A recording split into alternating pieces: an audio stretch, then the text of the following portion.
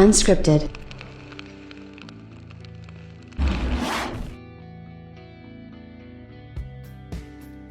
And this is a bit of a warning to Xbox fanboys, not fans, because if you're a fan, you can probably respect what I'm about to say and what this video is about. If you're a fanboy, you're probably going to have a bit of a difficult time with it because you don't want to hear it. Trust me, I've heard it all. I know and I understand completely where you're at because there's different sort of situations you go through as an Xbox fan, right? Like, there's the denial, there's the hope, there's the continued hope, there's the waiting. There's the waiting for more hope, and these things kind of spiral and go into a sort of vicious cycle, if you will. That's the life of an Xbox fanboy. Trust me, I was one, and I'm still an Xbox fan, but I'm not an Xbox fanboy anymore, where you can't see that they're not doing anything wrong, and you fail to admit that the problems that we see that are there for everybody that are pretty dang evident. Like, let's just be real.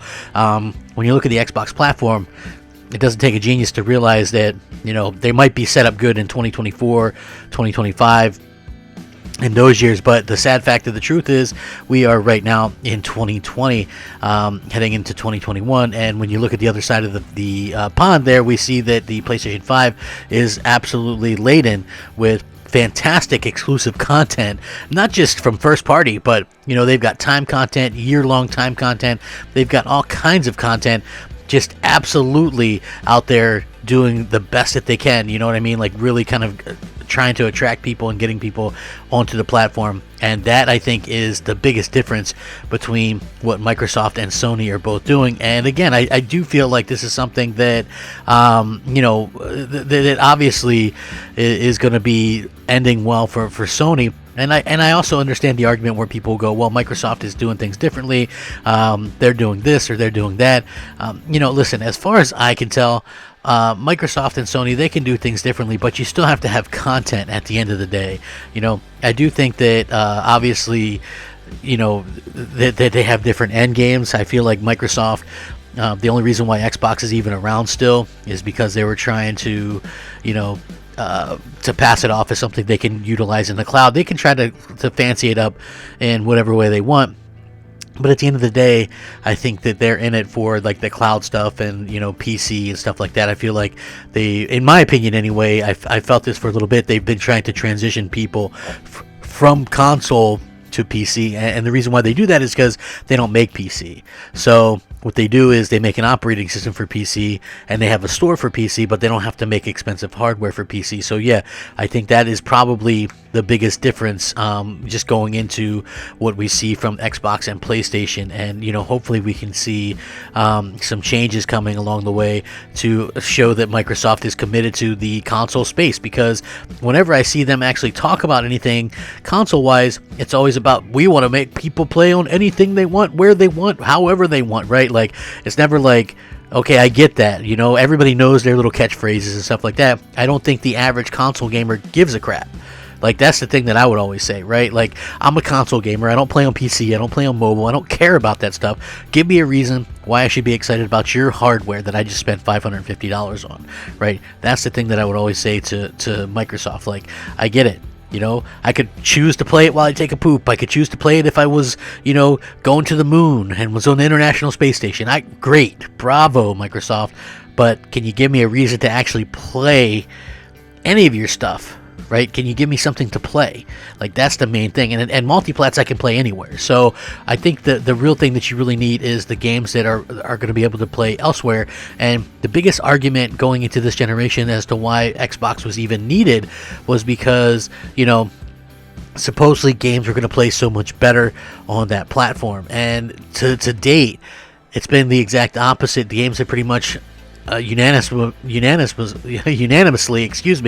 have been better on the PlayStation 5. So again, this is something that probably surprised a lot of fanboys and makes them upset when you actually talk about it.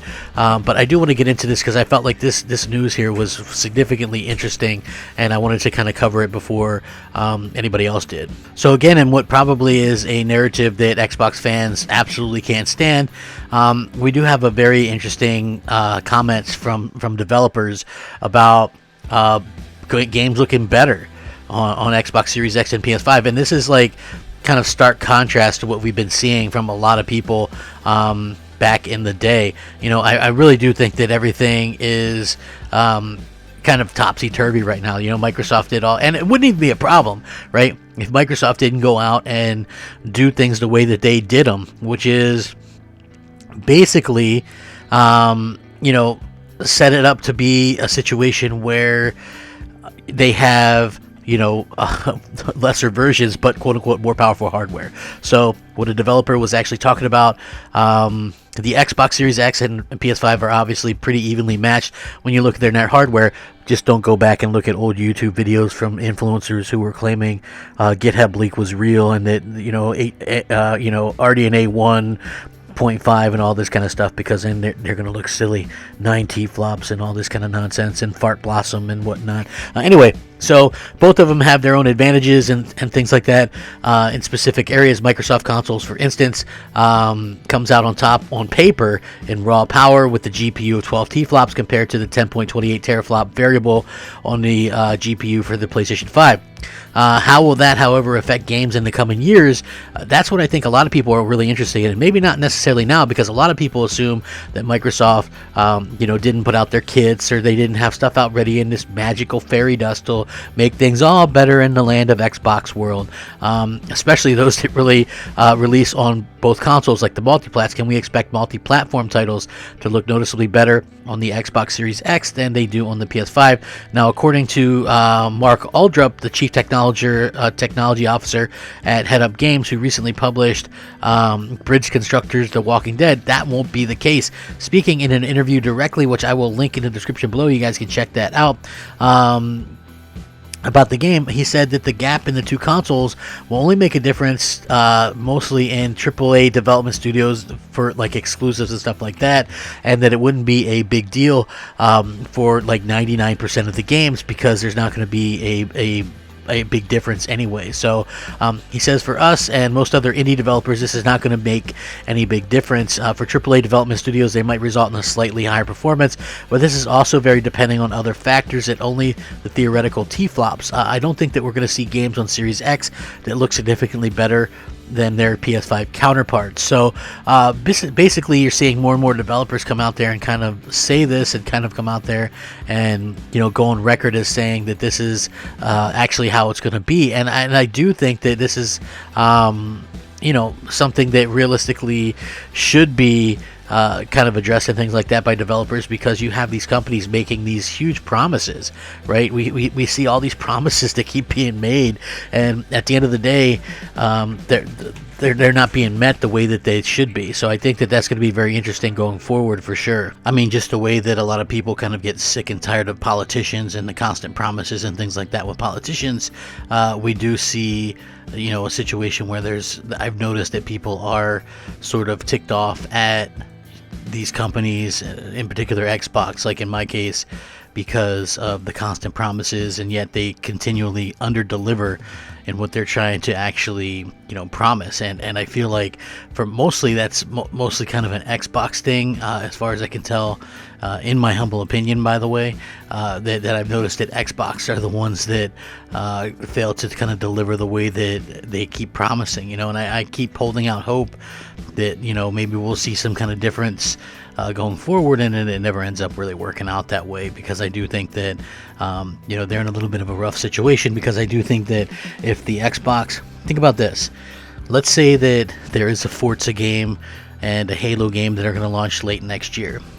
Wouldn't it behoove Microsoft to delay the Xbox Series X and S for a year? Yeah, you're going to let your competition out first, but if you don't technically care about console sales and stuff like that, then what does it matter? Like, you can still be making all the little piddly pissant AA's and releasing those on Game Pass and stuff like that, and it's really not going to matter. So either they believe what they're saying or they don't believe what they're saying, and the fact that they rush release these consoles tends for me to believe that they don't believe that, and they are trying to do some kind of competition situation with Sony and the PlayStation 5. Listen, the PlayStation 5 was going to absolutely devastate the Xbox in terms of sales regardless of what Microsoft did. So you know, at the end of the day, we keep seeing this kind of happen, and you know, it's just one of those things where I think these companies are just going to have to kind of like deal with it. You know, like I think Microsoft is going to have to